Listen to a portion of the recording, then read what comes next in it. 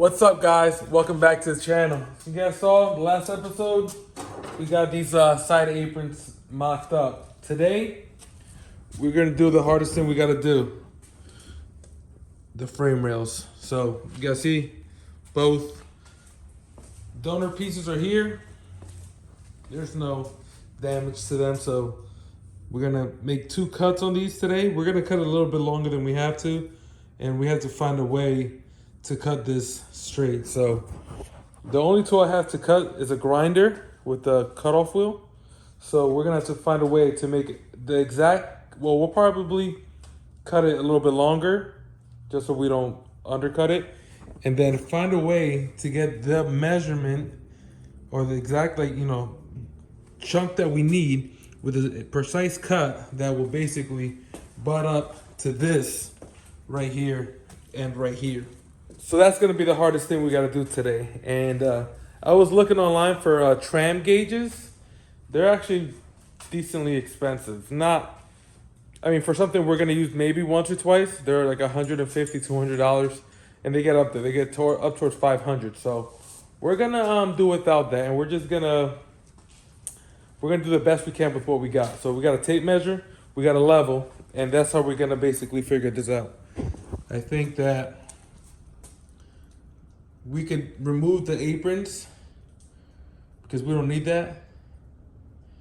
And we'll just use, I made these, I'll put in the clip now when I made this stuff here and that one. So that's what we're gonna have to use to line up. So I'm thinking that we will use some of these, see here, get you guys to focus. We'll use some of these measurements, some of these things to line this up. It's got pretty straight. I did it with the grinder, but I used the level to cut this flat off here. But I think that we could use measurements from these 3 bowl holes. There's a couple up here, 1, 2, 3. We could use those to kind of help us measure to here. It'll be up here. There's 3 different points of reference. That'll help us make a line. Draw it there, here. Here's the same thing. Obviously, we would want, all staggered throughout. I think, maybe one of these is good. Maybe the edge of this, which is not really a good point of reference here. We have the strut tower, but, there is a bolt here that we could measure down to there. I guess that could be one, but we already have 3 here, so we're worried about this. So we'll worry about that. And then in the bottom, that one's gonna be pretty easy because we have the bolt hole for the torque mount, and then we have this other bolt here, or it's just a hole, it's not a bolt hole. That'll help us align it. And then on the opposite side, what do we have here? On the opposite side, we have this little clip hole here, and we have this here. I think that's what we got on this side. Then going over to this side, so that was the passenger side. Now we're going to the driver's side. What do we have? So this is the bracket for the power steering reservoir. So we have these 2 holes, which will make good measurements. On the side here, we have nothing. That's gonna be tough there. Considering we have absolutely nothing here, that's gonna be tough. But we have that one bolt hole all the way back there. So that's gonna be tough. On the bottom again, or maybe not, the bottom, you gotta figure this out here. All we have a couple. There's the torque mount bolt back there. You guys can't really see it. You guys see from underneath here. Torque mount bolt right here. We have a little hole here and a hole here. So that'll help us there. And then we also have this. Oh, we don't have anything here. But that's that. And then if we look on the wheel well side, sorry, it's a little dark down here, but perfect. We got a bolt here, a hole here. That'll give us measurements. Obviously, this is not cut nicely here. I slipped off with the grinder, but It's nothing a welder can't fix. So now that we have our points of references, we could basically set one of these up and just start doing the measurements. We're gonna have to measure over there first on the actual chassis of the car, and then we'll measure here. We'll cut excess off because we gotta find a way to join both sides, and it's not gonna be easy. And I think this is the most intense part of the rebuild here, because things like this, like putting the apron on, it's a whole piece. It goes somewhere specifically, and you just take it off and put it back in. So there's less room for error here versus when you're splicing in something. There's a massive room for error. Coming up here, I also noticed that we have this little half of a hole here, so we could that would also be a very good point to measure. So this is probably the most crucial part of the whole build, the whole rebuild. It's not a build. Or is it a build? What is a build nowadays? People say, people throw wheel suspension and a wrap on a car and it's a build. I don't know. I don't know what a build is. But we have to rebuild this car. So enough talking. Let's set this up on here, make some measurements over there, make them here, and cut this off.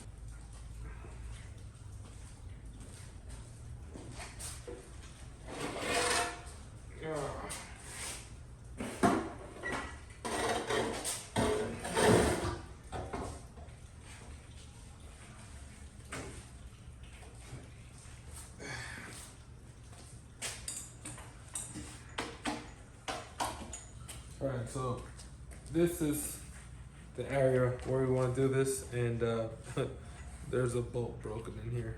But anyways, so I know for a fact that this bolt down here is going to be 1.1 inches. Oh, sorry, 0.1 inches.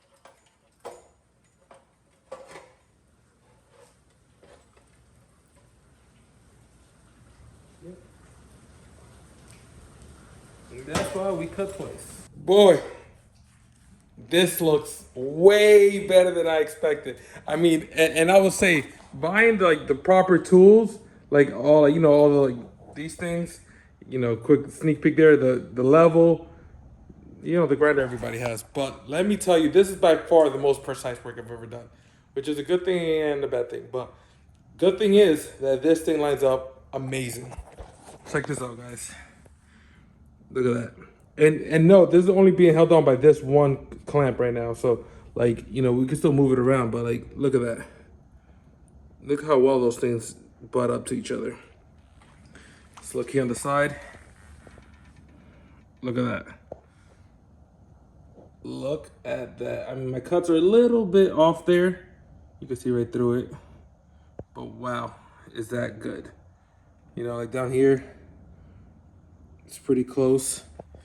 Let's look on the outside. See here, you butt it up here against. Here it's a little rough. Not as close as I'd like it to be, but honestly, I think that that's good enough. I mean, for what this car, for what it is, it's a 30-year-old car that's been hacked up its whole life, and I'm just making it that much less hacked up. I mean, this thing was destined for the junkyard. It didn't have a front end together. It's either gonna be a race car or it's gonna be junked. So we're gonna make it a roll car again. So this is a huge step in this. Look at this. See, let me see if I can get another clamp in here. Can you guys see it? Can you guys see the vision here? Like, it doesn't look bad from here, but like, obviously there's some lining up to do. Remember, this is just roughly on. Obviously this is rough on too, but I think this is good. You know, we have these jigs that we'll go over later on in the video, but like, look at that. Lined up on the hole, same thing up there. I think this is the hardest part, and we're almost there, guys. We're almost there. So let's get the other side done.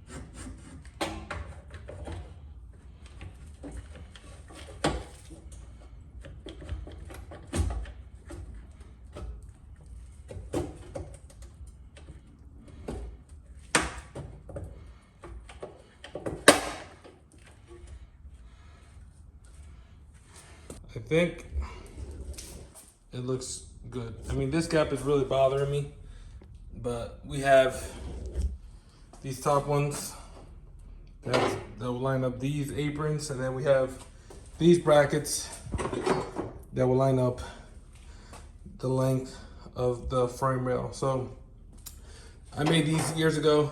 Look at these boogers. Terrible, terrible, terrible. When you try to flex your booger welds and it goes wrong. It is pretty sturdy, so it's not.